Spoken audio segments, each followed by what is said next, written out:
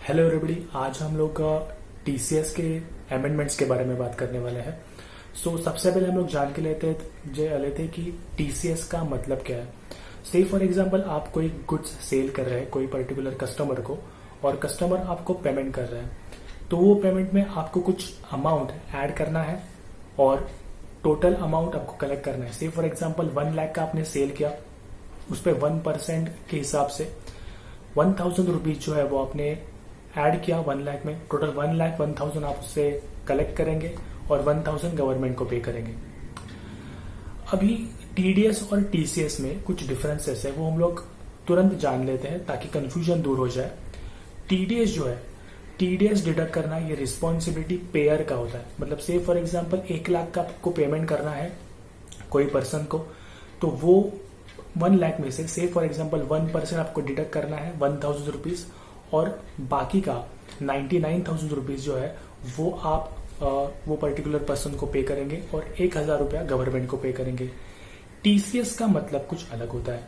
TCS मतलब जो भी कलेक्शन आप कर रहे हैं वो कलेक्शन में कुछ अमाउंट ऐड करके आप कलेक्ट करेंगे और एक्सेस अमाउंट जो कलेक्ट किया हुआ है वो गवर्नमेंट को पे करेंगे।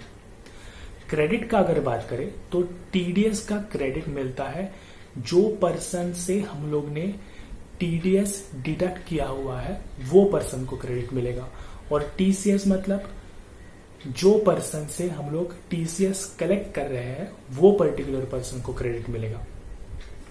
अभी अमेंडमेंट के बारे में बात करते हैं। ये जो अमेंडमेंट हुआ है वो 1 अक्टूबर 2020 से हुआ है। मतलब ये पर्टिकुलर अमेंडमेंट एप्लीकेबल होगा 1 अक्टूबर 2020 से।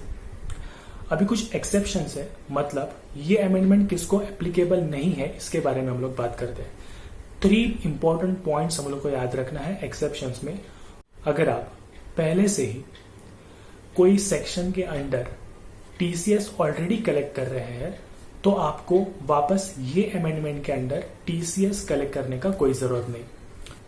सेकेंड पॉइंट, अगर कस्टमर आपको पैसा देने के टाइम पे टीडीएस डिडक्ट कर रहा है तो वापस आपको कलेक्ट करने के टाइम पे अगेन टीसीएस कलेक्ट करने का कोई जरूरत नहीं है। ये था second point. Third point was, अगर आप एक्सपोर्ट कर रहे हैं तो वो एक्सपोर्ट पे टीसीएस एप्लीकेबल नहीं है। This was the exceptions. अभी कुछ लिमिट्स के बारे में बात करते हैं। सेलर को देखना है कि उसके लास्ट ईयर का ऑडिटेड बैलेंस शीट में टर्नओवर कितना है।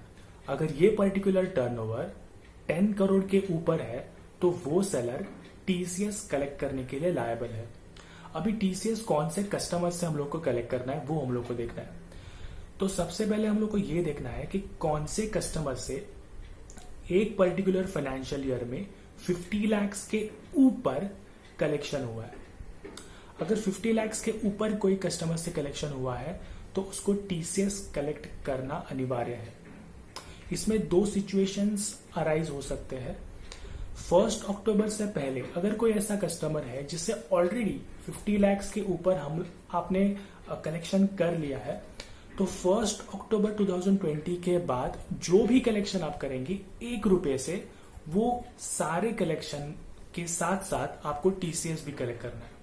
सिचुएशन नंबर 2, अगर कोई ऐसा कस्टमर है जिससे 1 अक्टूबर 2020 से पहले आपने 50 लाख से नीचे तक कलेक्शन किया हुआ है। से फॉर एग्जांपल 45 लाख का आपने कलेक्शन किया, सो 1 अक्टूबर 2020 के बाद 5 लाख तक आपको कोई भी टीसीएस कलेक्ट नहीं करना है।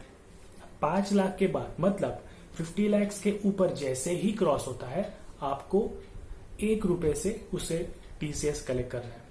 यहाँ पे एक चीज इंपॉर्टेंट है जो हम लोग को याद रखना है, हमें कलेक्शन देखना है, ना कि हमें it is irrelevant that at what time you sell the goods और at what time you raise the invoice, which is very much important. इसमें एक और चीज हम लोग को ध्यान रखना है, कलेक्शन जो भी है वो जीएसटी इंक्लूड करके रहेगा। से फॉर एग्जांपल आपका जो गुड्स का वैल्यू है वो 10 लाख रुपीस है और उसमें आपने जीएसटी ऐड किया हुआ है 1,80,000, तो टोटल आपका वैल्यू हुआ 11,80,000 रुपीज। सो ये 11,80,000 पे आपको टीसीएस कलेक्ट करना है। अभी कुछ रेट्स के बारे में बात करते हैं। रेट्स जो है, टीसीएस का जो रेट है, मतलब ये अमेंडेड सेक्शन के लिए टीसीएस का जो रेट है वो 0.1% है। ये पैंडेमिक सिचुएशन की वजह से फाइनेंस मिनिस्टर ने हमें कुछ रिलीफ दिया हुआ है, दैट इज लेस 25%।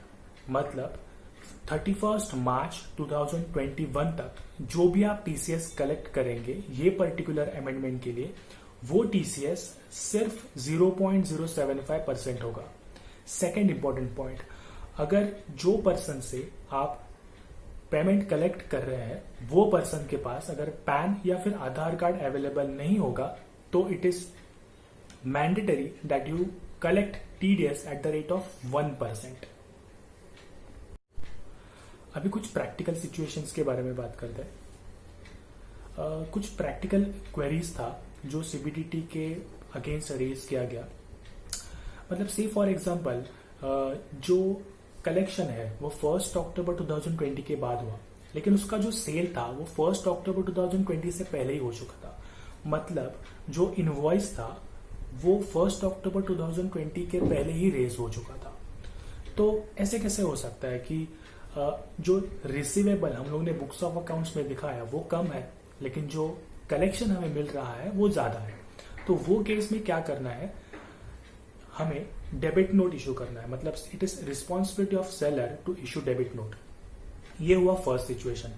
अभी 1 अक्टूबर 2020 के बाद जो भी नया सेल आप करेंगे वो सेल करने के टाइम पे जो इनवॉइस इशू करेंगे वो इनवॉइस में आपको टीसीएस कलेक्ट करके, मतलब टीसीएस ऐड करके ही कस्टमर को आपको इनवॉइस जो है वो रेज करना है। सिर्फ फॉर एग्जांपल आपका गुड्स का वैल्यू 1 लाख रुपीज, उस पे आपने जीएसटी इंक्लूड किया 18,000 रुपीज, सो टोटल आपका वैल्यू हुआ 1,18,000। उसमें आप ऐड करेंगे आपका जो टीसीएस है दैट इज 0.075% और 1%। अगर 0.075% आपने ऐड किया तो टोटल हुआ 89 रुपीज। सो आपका इनवॉइस का वैल्यू हुआ 1,18,089 रुपीज। एक और प्रैक्टिकल पॉइंट रेज हो सकता है, से फॉर एग्जांपल कलेक्शन करने के बाद सेल्स रिटर्न हुआ या फिर गुड्स जो है वो डिफेक्टिव निकले, तो वो केस में क्या करें, जो टीसीएस कलेक्ट किया है वो हम लोग वापस दे दे? नहीं, ऐसा नहीं है। सीबीडीटी ने इसमें क्लैरिफाई किया हुआ है कि जो भी टीसीएस आपने कलेक्ट किया हुआ है एक्सेस टीसीएस, वो आपको गवर्नमेंट को ही पे करना है और जो भी क्रेडिट है वो बायर को मिल जाएगा। ये कुछ पॉइंट्स थे टीसीएस के बारे में। अगर आपको कुछ और भी डाउट्स है तो आप कमेंट सेक्शन में मेंशन कर सकते हैं या फिर मुझे व्हाट्सएप कर सकते हैं। नीचे डिस्क्रिप्शन बॉक्स में मेरा नंबर दे दूंगा। सो ये वीडियो में बस इतना ही। So it is my message to you that we must try to build a nation by paying taxes on time. Thank you so much.